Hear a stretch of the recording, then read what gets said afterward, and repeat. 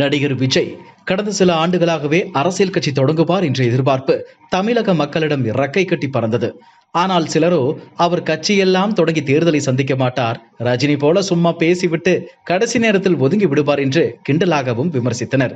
இந்த வாதம் முற்றிலும் தவறானது என்பதை உணர்த்தும் விதமாக தமிழக வெற்றி கழகம் என்னும் கட்சியை தொடங்குவதற்கான அறிவிப்பை நடிகர் விஜய் பிப்ரவரி 2ஆம் தேதியான இன்று வெளியிட்டிருக்கிறார். அவருடைய கட்சியை எதிர்வரும் நாடாளுமன்ற தேர்தலில் போட்டியிடப் போவதில்லை. 2026 தமிழக சட்டப்பேரவை தேர்தல் தான் பிரதான இலக்காக இருக்கும் என்பதை அவர் வெளியிட்டுள்ள அறிக்கையின் மூலம் அறிந்து கொள்ள முடிகிறது. அதேபோல வரும் நாடாளுமன்ற தேர்தலில் யாருக்கும் ஆதரவு இல்லை என்பதையும் வெளிப்படையாக குறிப்பிட்டிருக்கிறார். 1984 வெற்றி என்ற படத்தில் குழந்தை நட்சத்திரமாக அறிமுகமான நடிகர் விஜய் சுமார் 30 ஆண்டுகள் கழித்து ஏறக்குறைய அதே பெயர் வரும் விதமாக தமிழக வெற்றி கழகம் என்ற பெயரை தனது கட்சிக்கு சூட்டியிருப்பதுதான் இதில் ஆச்சரியமான விஷயம்.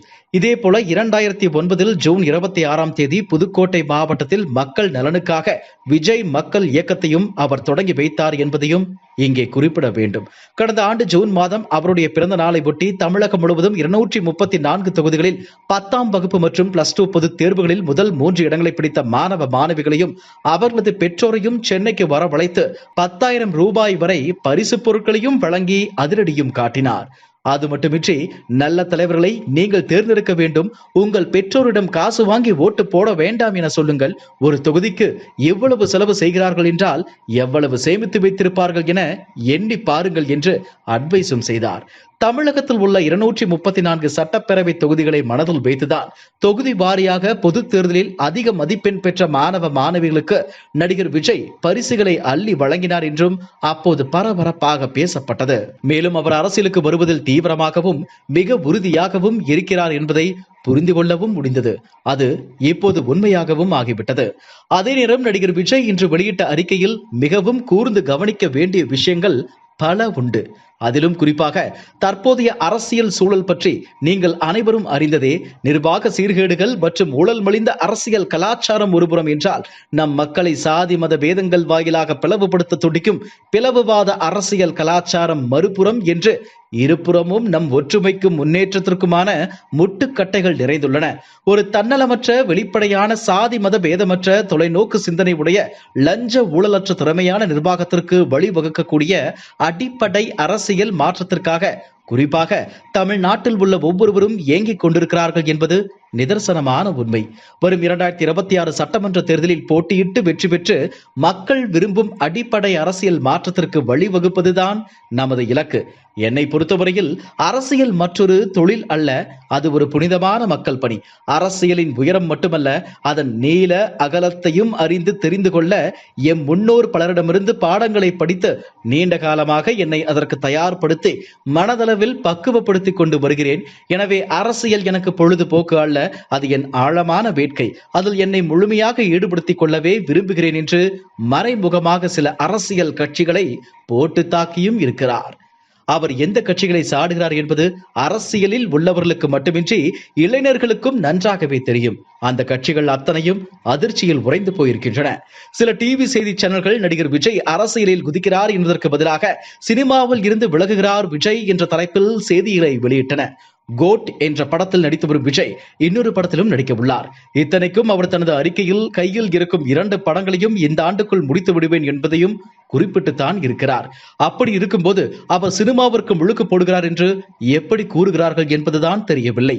தமிழகத்தில் தற்போதைய டிவி செய்தி சேனல்களில் பல எந்த கட்சிக்கு ஆதரவாக உள்ளன என்பது அனைவரும் அறிந்த ஒன்றுதான். நடிகர் விஜய் அரசியலில் குதித்திருப்பது பற்றி அரசியல் நோக்கர்கள் கூறும் தகவல்கள் ஆழ்ந்து சிந்திக்கக்கூடியவை. தமிழகத்தில் கூட்டணி வைக்காமல் ஆட்சியை பிடிக்க முடியாதோ என சந்தேகம் விஜய்க்கு எழுந்திருக்கலாம். அதனால்தான் ஸ்டாலின், எடப்பாடி பழனிசாமி ஆகியோரின் பிறந்த நாளுக்கு வாழ்த்து தெரிவிக்காத விஜய் அன்புமணி, திருமாவளவன், சீமான் ஆகியோரின் பிறந்த நாளுக்கு மட்டும் வாழ்த்து கூறியிருந்தார். அவரது அரசியல் வருகை இன்று தீர்மானிக்கப்பட்டது அல்ல. பல ஆண்டுகளுக்கு முன்பாகவே ஆங்கில செய்தி தொலைக்காட்சிக்கு அவர் பேட்டியளித்த போது அரசியல் வருகைக்கான வேலைகளை படிப்படியாக செய்வேன் என்று கூறியிருந்தார். அதிலிருந்து திரைப்படங்களில் வாய்ப்பு கிடைத்த போதெல்லாம் அரசியல் பஞ்ச் வசனம் பேசி சமூக பிரச்சனைகளை சுட்டியும் காண்பித்தார். தலைவா படத்தின் போது டைம் டு லீட் என்ற வாசகத்தால் அப்போது ஆட்சியில் இருந்த அதிமுக தலைமையால் நேரடியாக சீண்டப்பட்டார். தமிழகத்தில் பெரும்பாலான திரையரங்கில் இந்த படம் வெளியாகவில்லை. அவரது ரசிகர்கள் அண்டை மாநிலங்களுக்கு சென்று படம் பார்த்தனர். தயாரிப்பாளருக்கு நஷ்டம் ஏற்படுகிறது என்பதை புரிந்து கொண்டு அப்போதைய முதலமைச்சர் ஜெயலலிதாவுக்கு இப்பிரச்சனையில் நீங்கள் நேரில் தலையிட்டு தீர்வு தர வேண்டும் என ஒரு கோரிக்கை வீடியோவை வெளியிட்டார். அதன் பிறகு அந்த படத்தில் சர்ச்சைக்குரிய சில வசனங்கள் நீக்கப்பட்டன. பின்னர் நடித்த படங்களில் அரசியல் வசனம் பேசுவதை விஜய் குறைத்துக் கொண்டார். எனினும் ஜெயலலிதா, கருணாநிதி ஆகியோரின் மறைவிற்கு பிறகு விஜயின் படங்களில் அரசியல் வசனங்கள் மீண்டும் அதிகரித்தன. 2017 ஆண்டு ஜனவரியில் இளைஞர்கள் ஜல்லிக்கட்டு போராட்டம் நடத்திய போது தமிழ் சினிமாவில் இருந்து முதல் ஆளாக குரல் கொடுத்து விஜய் ட்விட்டரில் வீடியோ ஒன்றை வெளியிட்டார். அதோடு அவர் நிறுத்திவிடவில்லை. மெரினா கடற்கரைக்கு நேரடியாக சென்று முகத்தை மறைத்தபடி சிறிது நேரம் இளைஞர்களுடன் அமர்ந்திருந்தார். மெர்சல் படத்தில் மத்திய பாஜக அரசின் GST வரி விதிப்பு முறைகளை நேரடியாக சாடினார். அப்போது அவரை பாஜகவின் மூத்த தலைவர்களில் ஒருவரான ராஜா ஜோசப் விஜய் என கூறியது பெரும் சர்ச்சையானது. அடுத்ததாக நீட் தேர்வு விவகாரத்தில் அரியலூர் மாணவி அனிதாவின் மரணம் பூதாகரமாக்கப்பட்ட போது மாணவியின் உடலுக்கு அஞ்சலி செலுத்தி அவரது அண்ணனிடம் ஆறுதல் கூறினார். அண்மையில் தென் மாவட்டங்கள் மழையால் பாதிக்கப்பட்ட போது நேரில் சென்று மக்களுக்கு நிவாரண உதவிகளையும் வழங்கினார். இப்படி தனது அரசியல் கட்சிக்காக வலுவான கட்டமைப்பை நடிகர் விஜய் கடந்த 15 ஆண்டுகளாக உருவாக்கி வந்துள்ளார் என்று அந்த அரசியல் நோக்கர்கள் கூறுகின்றனர். 2026 தேர்தலில் நடிகர் விஜய் குதிப்பதை உறுதி செய்து விட்டதால் அவருடைய தமிழக வெற்றி கழகம் எந்த கட்சிகளுக்கு பெரிய அளவில் பாதிப்பை ஏற்படுத்தும் என்பதை அறிந்து கொள்ள முழுமையாக இன்னும் 2 ஆண்டுகள் காத்திருக்க வேண்டும். அதுவரை சஸ்பென்ஸ் நிறைந்த இடைவேளைதான். இதுபோன்ற செய்திகளை மேலும் தெரிந்து கொள்ள எங்களது யூடியூப், Facebook மற்றும் Twitter ஆப்களை சப்ஸ்கிரைப் செய்யவும்.